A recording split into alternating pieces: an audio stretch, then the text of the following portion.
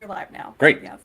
Okay, great. So yeah, this is our first time recording our podcast live. So bear with us, right? We're Gen Xers, right? We're not boomers, thank God. But we No, are we're Gen not Xers. boomers, despite my teenage daughter always accusing me of being a She, boomer. yeah, it We are is usually all as in Gen a X. right. And We are Gen Xers, so we're not internet native. So forgive us where we're like, what are we doing? We're live recording a podcast, but we are first time. So give us a little slack as we're getting the technical parts together.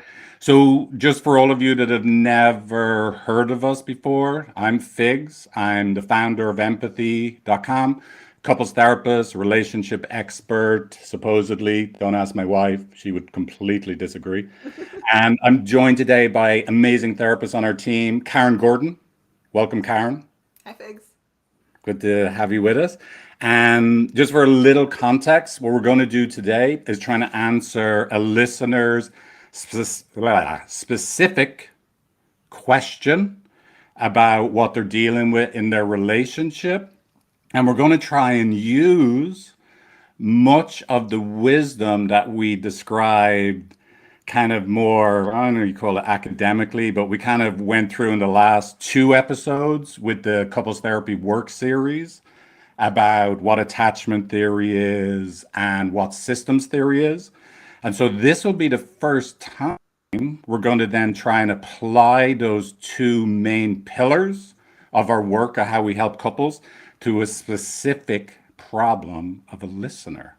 So this Yes. is kind of exciting.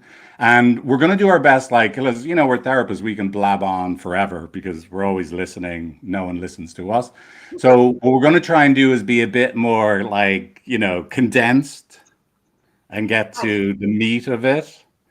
Okay. So Karen, do shut me up if I start telling stories about when I was 8 on the farm chasing bulls. Like, I've already started. But that's part of your charm. Why? No, well, thank you. Thank you. I get away with it in America. In Ireland, if I start telling the stories about me chasing bulls, they're like, okay, listen, stop. Right? We're not Americans. We don't want to hear anymore. So, but let's see what should we. And then, by the way, we also have Steph, who's our podcast producer, who is not Gen X, so they actually know what they're doing. Thank you, Steph. So she'll help us out if there's any questions from you that are listening live to make sure we don't miss them. But let's see. Anything I missed in just setting up the context for today, Karen? No, perfect. We're just taking the theory and we're putting it into practice. Could you tell me I'm perfect again, just to settle my nerves? Figs, you are so perfect. Okay, now that You was are perfect. that was way too intimate. Now I'm getting like it has to be perfect inside a very narrow band that it's like Figs, you're gonna kick ass and you're doing that's great. You're doing so great. great. You You were got you were almost too. I got scared, but okay. Thank you. But so come here. What is our listeners' specific question that yeah. they're dealing with in their relationship? Yes, and there are so many to choose from, but this one I thought would be a great first one for us to do because I see this so frequently in my own practice. It's just a very common issue that people have. So, this listener is saying that her partner works too much. Hmm. And he works to a point where when they're having dinner, either at home or they're out at a restaurant, or maybe they're on a hike or they're in the car together, he's checking his texts, he's checking his emails, and he's responding in the middle of time that's supposed to be kind of designated time for the two of them to be together. So sometimes this specific listener is saying it even happens when I'm in the middle of a sentence. I'm in the middle of a sentence and then he just interrupts and looks down at his phone and starts responding to a text from Hey, wait. This is a setup. Is this listener Teal, my wife? Like, wait a second. This is a total setup. This is like, what is this? An intervention? Like, come on. Yeah, no, yeah. This one is feeling way too familiar. I'm getting hotter. But go on. I didn't mean to interrupt you. What is Well, there that's more? the question. And you know what? That's amazing. Same for me because I'm guilty of it too with my daughter. She accuses Right. me of this all the time. And just to say at the very beginning, that even though this is kind of this is a woman talking about her husband, this issue could also be a husband complaining about his wife, or anything like that. Got it. Right. So let me just make sure I get it, right? So the listener is basically, look, my husband, she's a woman, and the listener is like, my husband is constantly working, prioritizing work in a given present moment over being with me. And like, yeah, that makes sense, right? That would really hurt, right? I mean, I could totally get how like one could feel not prioritized, Hmm. right? Not like actually valued if your spouse or partner was basically, constantly choosing anything else, and especially like something like work over spending time with you, right? And then where it's being interrupted in these micro levels, like checking the phone, getting back to a text, like I could not only not feeling prioritized, really loved, valued, right? That like that I'm important to you. um I could also imagine that someone would feel like desperate, right? That it could be interrupted, like even when you are here at any second, your top priority, work or your phone, whatever, like is going to take you away from me. Right, right. Like even though we're in physical space with each other and this is supposed to be time we're spending together, I actually don't really matter to you as much as work. And you're willing to abandon this moment to prioritize work at any given moment. Right.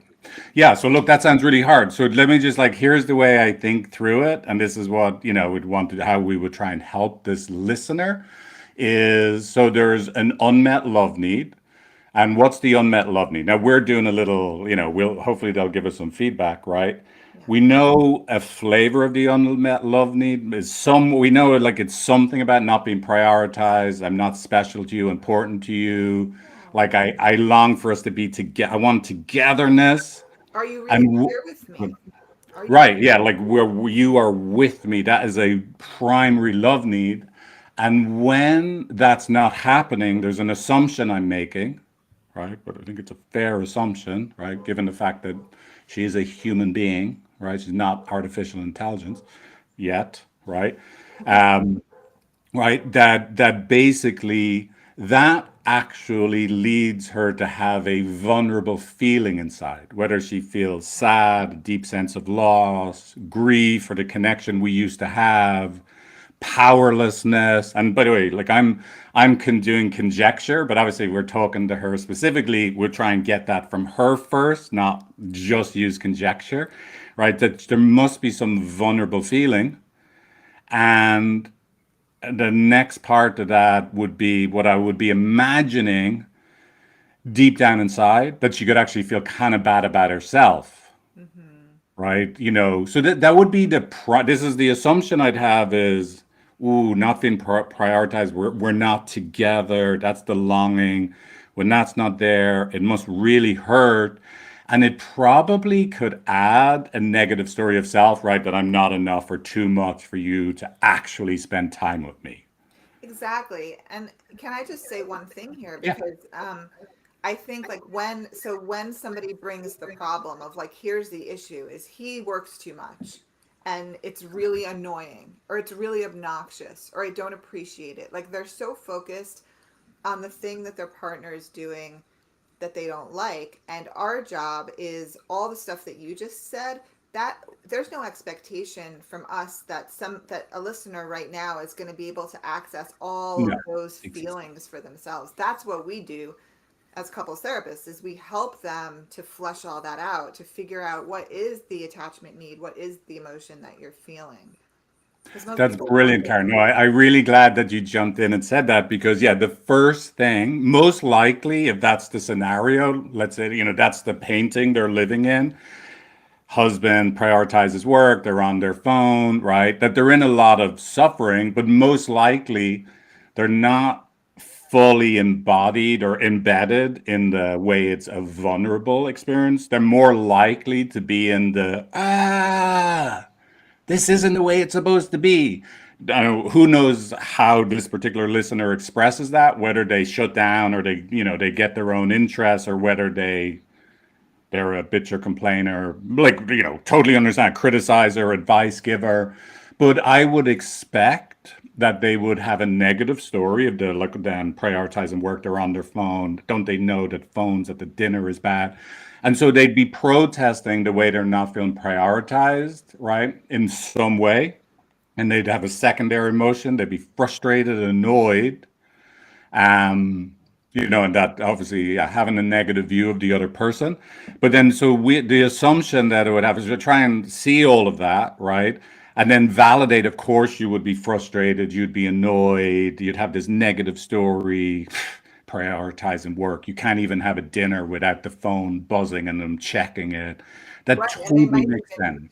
and they might even be saying that to, sorry to interrupt, but they might No, even be yeah, saying please. that to their partner, like, oh yeah, you got to text, you got to check your text again, like making snide comments, or noticing that they're checking their text, and then suddenly they just become aloof and sort of shut down. Exactly. So let's, and it's a big assumption. Let's just we'll make the assumption that's what they do, that they explicitly or implicitly let their partner, spouse know that I'm really disappointed in you, that you're prioritizing work, right? So the action is sharing disappointment, whether they're doing it on purpose or not. Hmm. The secondary emotion they're having is I'm frustrated with you. And Hmm. the negative view of the other person would be like, look, you're an uncaring, unprioritizing person, right? Right, right. So now, the weird thing we'd want to do is we actually want to validate that that actually makes sense, that you'd have a negative view of your partner. Of course, it's frustrating, and no wonder them like, hey, get your act together and stop texting when we're in the middle of a date. Yeah. This is so inappropriate. Totally makes sense. You're frustrated. You have that negative view. Of course, texting like at dinner is wrong. And I get why you would let them know specifically why they're a disappointment, that they just can't stop doing it. So the first thing, yeah, we're going to validate that that totally makes sense. Yeah. Anything you would add to that, Karen?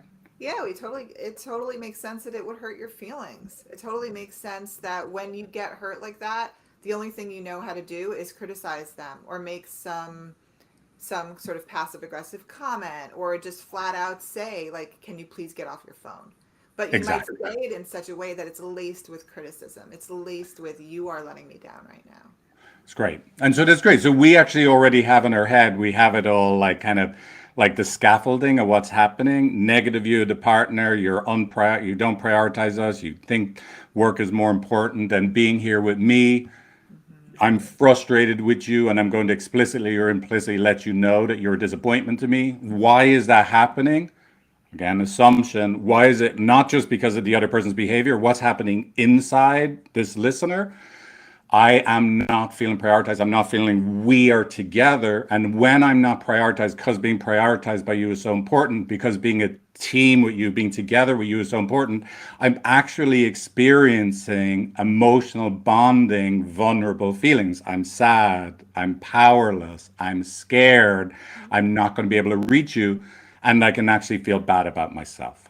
Yeah, I don't feel connected to you right now. And when I don't feel connected, I'm like, maybe I'm not lovable. Maybe there's something wrong Right. with me. Maybe I'm not being interesting enough. What's going on right now that he's not really here with me and he's instead looking on his phone? Absolutely. So that's where we put all that together. We help the listener put it together from their own perspectives, us not telling them like we're doing right now. Is Right. like, look, yeah, when like see if they could land in, I have this story about them, for sure what they're doing is wrong, but I'm actually really hurting and vulnerable. Right. And Right. then hopefully that actually feels really good, which 99% said, oh my God, somebody gets me on a level I didn't even fully get myself. Exactly. And that's the thing. It's like, I think a lot of people don't even realize themselves that whole reservoir of emotion that's going on for them that leads to that reactive comment that they make, that gets them Exactly. into a negative conflict cycle with their partner. So we help them flesh that out. It's like, oh, this is what you're really feeling. And there's actually a negative feeling about yourself in there too. Like maybe I'm not enough Right. for this person, or maybe I'm too much Exactly. for them. Yeah, it totally makes sense. You love them. You want to be a team. Of course, you'd be sad. You could feel bad about why didn't you want to spend time with me? No wonder you see him as a disappointment. Tell him he's a disappointment and you're frustrated with him. All of that makes sense. So at first, that's enough, right? Because we're just on like, you make sense. You're totally valid. Now, whether we're working with the person on their own or as a couple, then what we would want to do, if we succeed at that part, let's say you, makes sense. Everything about you, what you're doing, why you would be sending them articles about texting is wrong, like it all makes sense. I will actually send you articles to send him, right? Everything makes sense. We do that part well, and it's because you're hurting, right? Because he means so much to you. Absolutely. Now we would try and construct the same thing for the spouse, the husband. Exactly. Hmm. So let's see if we can construct again, imaginally, what would that be, right? So in this moment, they're seen as a disappointment, as someone that's not prioritizing and not being part of the togetherness that their wife longs for, right? So there's an assumption here, right? Is that must really suck. That must really be hard to be like, listen, you are a disappointment. You cannot control yourself and stop prioritizing work. Are you kidding me? You just checked your phone again. I'm not saying that that's totally justified. That the person would be frustrated and annoyed because they're hurting so much. But just for a moment, we want to imagine what must it be like for this person to hear that feedback in that second, in that split second. They've just heard, I am a disappoint I'm a disappointment to you. Yeah. So what would be the unmet love need for them in that moment from their spouse? Well, the unmet love need for them is I want to feel like I'm acceptable to you. I want to feel like I'm good. I want to feel like Exactly. you think I'm good. Right. So now they're not good, they're not acceptable, right? And when they don't feel good and acceptable, like, even if they don't have conscious access to this, right? If their spouse is their primary attachment figure, their emotional bonding partner, and now they think like, I'm not good, I'm not acceptable. What is the vulnerable emotion that typically accompanies that I'm not good and I'm not acceptable, the person that I most long to be good and acceptable to? Yeah, despair, hopelessness, sadness, Right. It's and really yeah, powerlessness, right? powerlessness. It's really But hard. I wonder if we should flesh out what might be going on his side, because as Mm. you're talking about this, I'm imagining all the stories that I hear from the people who are being accused of this, Got right? it. Yeah, I keep going to probably too quickly to the vulnerable experience. I guess this is the what I'm always trying to work out, even though it's not in the room yet. Like, what would the vulnerable experience be? But Yeah. you're right. Like, why would someone be checking their phone at work? Right. So what I've heard a lot of is, Mhm. well, I have to. It's part of my job. I need to be on all the Right. time. There are people that depend on me. There are people that can't do what they need to do unless they get the okay from me. I'm a manager of some kind. I'm managing a whole bunch of offices. There are crises that happen. I have to be on call to respond to this right away, or X catastrophe occurs, right? Right. So they have Exactly. some sense of that, and they might even have some sense of, oh my God, how could you be accusing me of this when I'm doing this for us? I'm doing this for our family. I'm doing this so that we can have this level of Yes, privacy. slow down. So that's good. You did a really good enactment. So what is the behavior is they're defending themselves, explaining Totally themselves, defending themselves. Yeah. right? The secondary emotion, right? The above the line, right? So where this person says, "Look, I'm criticizing you," their equivalent behavior is, "I'm going to defend myself, explain myself." Yeah. Where the spouse that isn't doing the texting is frustrated, right, and annoyed, right, at the texter husband. The texter husband, what's their secondary emotion? They're frustrated They're too, frustrated too. They're angry. They're like, well, I'm doing right, this for us. I'm right, doing this because yeah. I have to. I have no choice. I would rather be here with you. Right. And then what's their negative view of their spouse is right, like, So right, unreasonable. How you're can you be so unreasonable, you're not unreasonable? appreciative. You don't appreciate all that I Right. do. You don't respect my work. You don't respect Right. me and how hard I work and what my Right. role is here. And you don't really understand it. Totally, right? So again, so this is the thing, like, and look, that makes sense that another human being, when I text, because I feel like I literally live in a world that I have to do these things. These are my responsibilities. And you look like you're disappointed in me because I did it, right? That like I'm going to defend and explain myself because like I start to see you as like, oh my God, there's no way to make you happy. Like, why can't you appreciate me or respect what I do? Like, I'm so frustrated with you that like I'm in trouble for doing this when this is what I have to do, right? Like that behavior and that way of responding. I mean, I hope it makes sense to the listeners, right? And viewers, like that actually makes sense to me that that's how they would respond. Right. Right. Right. And Exactly. then so now we have to like we do the same where I started, right? Which, you're right, Karen, to do that part first is right, we're going to validate, and hopefully help the listener see like, look, you're so important to them. Anytime you tell them that they're a disappointment to you, they're going to freak out. Yeah. Right? They're going to like, oh my God, I'm unacceptable. Like, how come you're never happy when you don't respect me? Like, they're going to defend themselves, explain themselves. They're going to be frustrated with you and see you negatively. Like, just the same way as you see them that way negatively, they're going to see you negatively and they're going to respond to Right. protect themselves and protest that they're not getting the love they long for from you. Right. So, why then deep down inside them would that be happening? Now, interestingly, to me, it's just math. It's all in there. What was it? The judgment, you're not appreciative, right? You don't Oh, respect oh, his me. judgment about her. You don't Yeah, really. but so the unmet love needs are actually all like what his judgments actually tell us what his Unmet unmet love. love needs are. Yeah. I long to be appreciated, respected, like that you believe in me, right? Yeah. That you see that I'm trying. Like these are things I have to do. You understand? Like I'm doing my best here. Like can I get a passing grade? Can I get a passing grade? Exactly. Right. Why I want to be acceptable to you, not just acceptable, but I Right. want you to see that I'm doing this for us. I want Right. And it makes sense. That would really hurt you, my attachment figure, even if you don't really get it. When I look at the think I'm not prioritizing you. You being happy with me means everything. And now I looked at the phone, I'm back to no respect. I'm not appreciated. I'm not acceptable.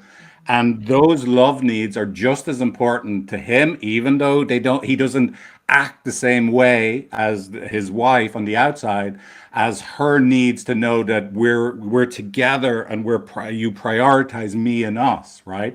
So he's now not getting this love need that matters so much. It actually now makes sense why he would defend and explain himself and have a negative view because that's just the way he protests. right. Well, And that's the fact that now he doesn't feel connected. So first she didn't feel exactly, connected because he's checking his phone, and now he finds out from her that she's not, or she doesn't approve of him and the way that he's acting. So now he doesn't feel connected. So now he's got to defend himself. now he's got to defend, like he's fighting for his life now. They're like, no, no, no, I wasn't bad, please, please. But it just lands like he's invalidating her, like that, Right. like longings to be a team and please stop texting. And so they're going to ratchet up the. I'm going to criticize you. I'm going to defend myself, criticize, defend, and they're going to sit at that dinner together, just pissed off and disconnected. Both of them feeling not loved. Yeah, and But that's a we good point know. Okay. that you just mentioned. I just want to highlight it because it's really Yeah. important that when he starts to defend himself, the other thing that he's doing is he's invalidating her protest to the disconnection. Exactly. And And vice that versa. makes everybody feel worse because now she feels even worse than she did before.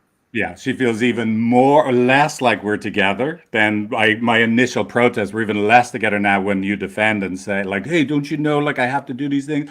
And so she now is going to protest even more that we're even less together, which is going to invalidate his longing for like, the way he protested that I'm not actually appreciated, right? That I'm not good enough again, I'm failing again, right? And so here's the assumption: just like both of that, whether you're a criticizer or a defender, There's some flavor of love you're not getting. We Right. kind of assuming for her like it's the if we're not together, I get scared and vulnerable inside.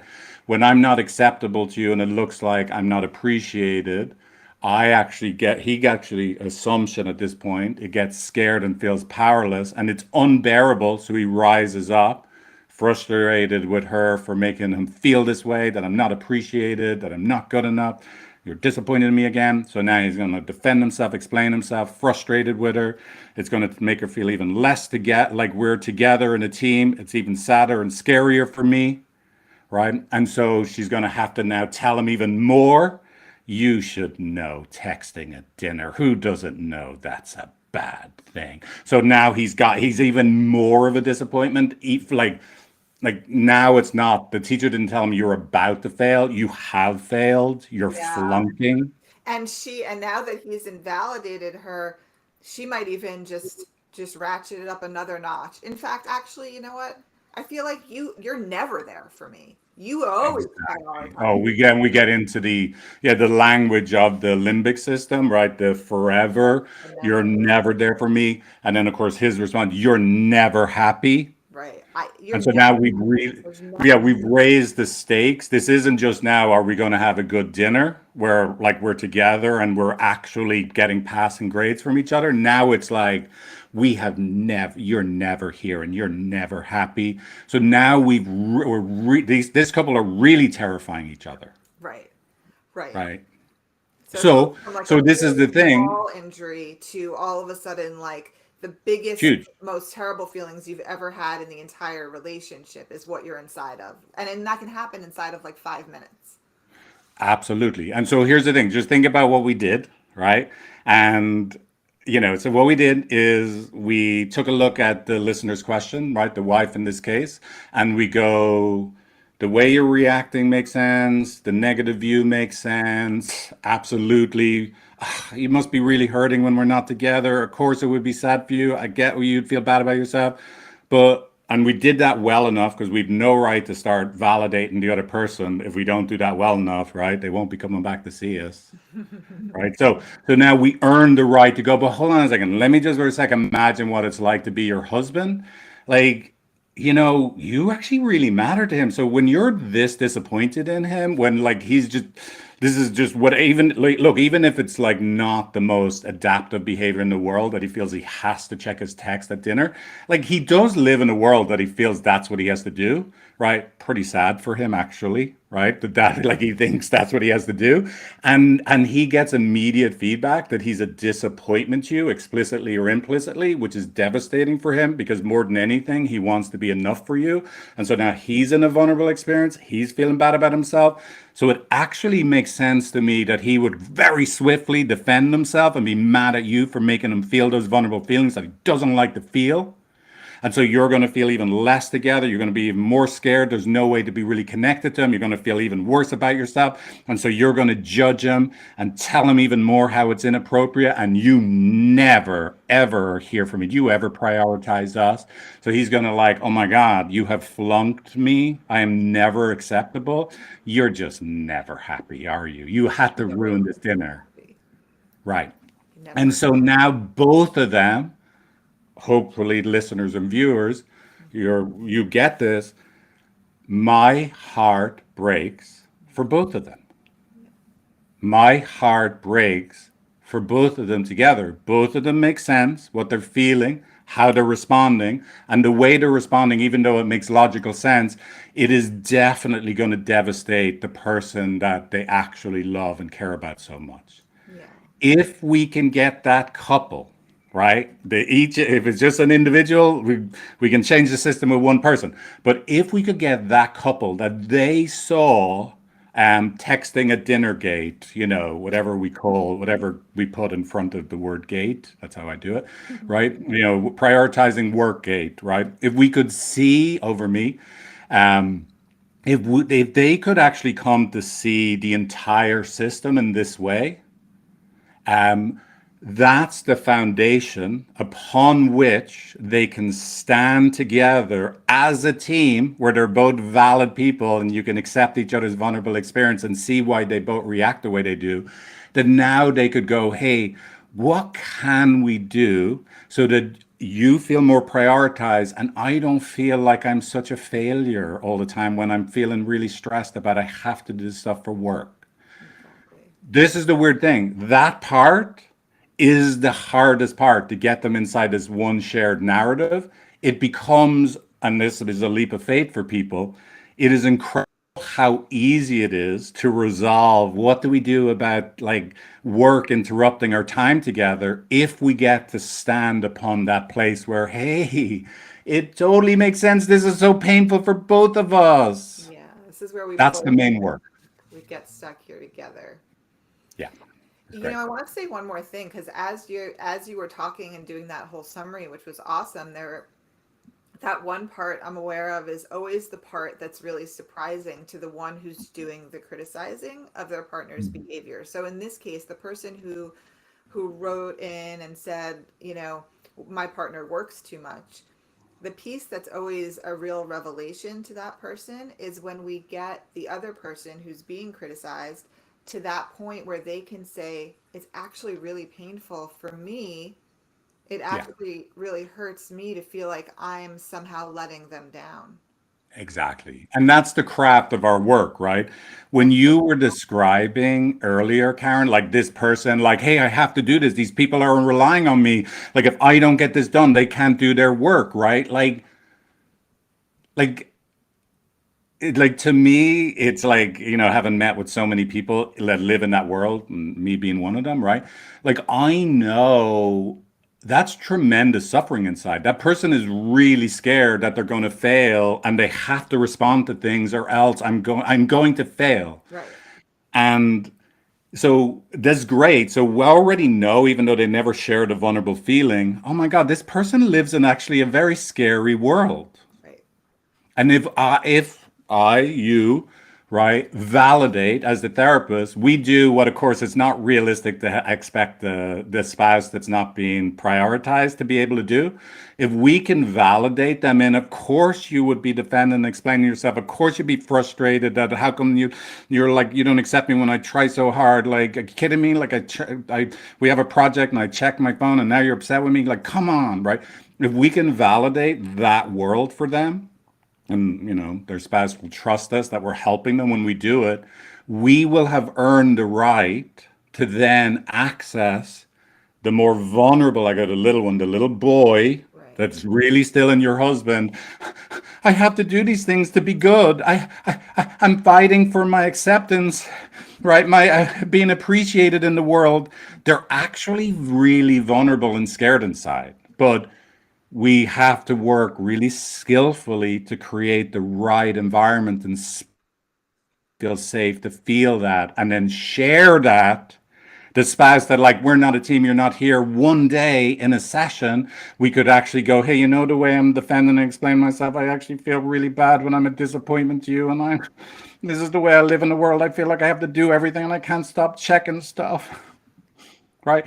And that, like, all of a sudden, that spouse that was like, you don't prioritize me, you check your phone all the time. Now they might see the phone checker as a very different person. They're really suffering when they have to keep checking their phone. And they're devastated when it looks like I'm disappointed in them.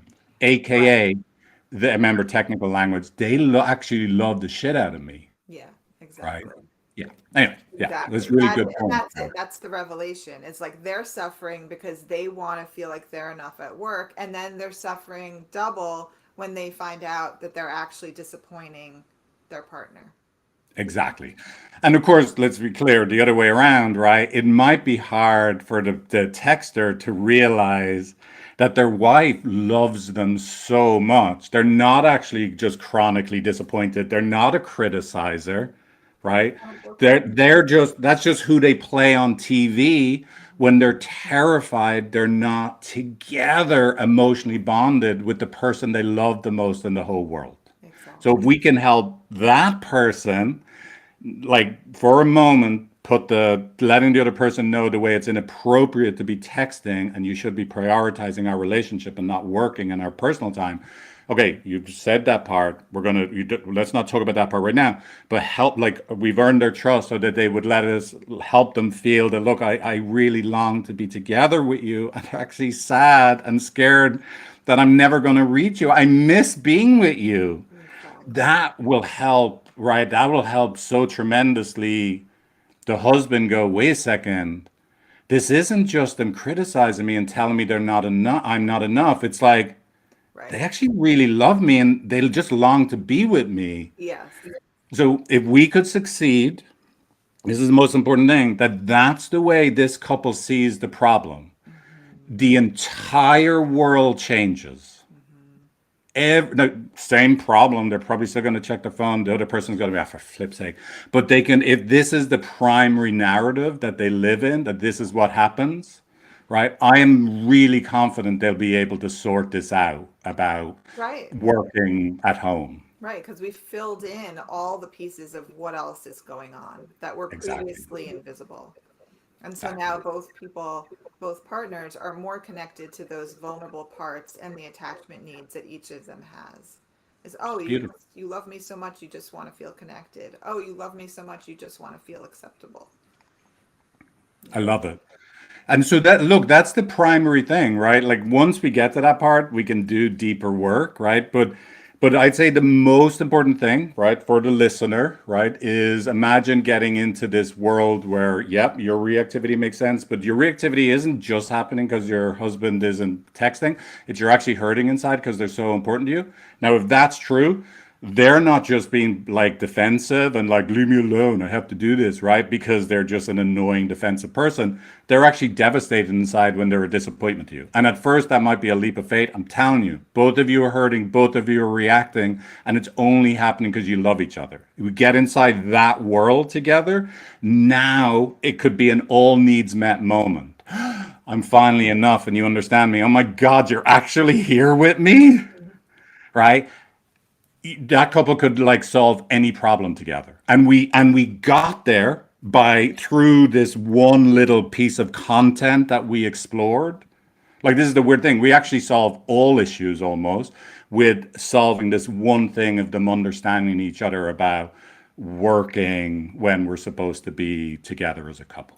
Exactly. Did we leave anything out? Because I'm kind of conscious now of time that we want to. No, I think we got the whole thing down. And I just want to say, like, it's occurring to me, it's kind of like scuba diving. It's like mostly what couples are doing when they're having an argument is they're above the waterline, just in the Right. place of the reactivity. And what we do is we go scuba diving with them. We look at everything that's under the waterline. Like, what is the vulnerable feeling that you're having? What's the attachment need that you're having underneath? And then we bring that to the surface. And when all of that is present in the room, it's that aha that you just said, that you just described so well.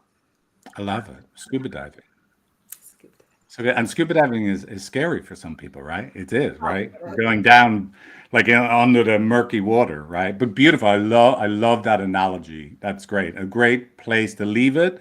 Listeners, viewers, if you want us to answer a question about your specific case, like what you're dealing with in your relationship, we'd love to. And if you want to, I'm even open to meeting with like in a we'll have you sign a release and everything that is not psychotherapy.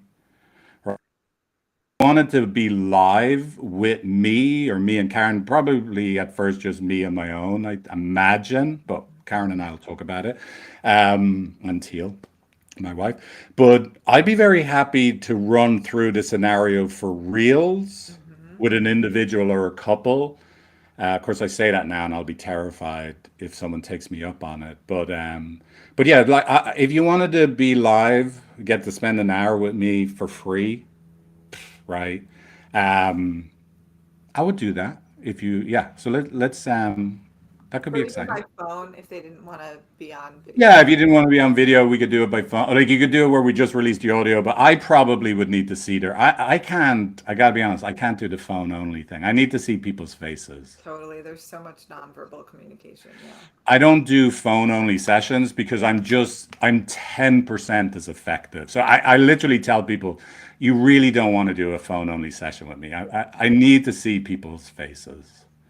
Yeah. But anyway, thank you. This was a new thing for us. Thank you for bearing with us while we were a little nervous. And thank you, Karen. You're so brave to do this with me. Just like, I'm in. Um, yeah, Well, and hopefully that was helpful for people. yeah, Yeah. and you did great, Figs. You were Oh, awesome. thank you. You did brilliant. Thank you, Karen. Yeah. Good. Okay. Well, thank you, listeners. We'll be back with another episode. Can't wait to answer another specific, I have to keep saying that word because it's hard for me, specific question about your relationship.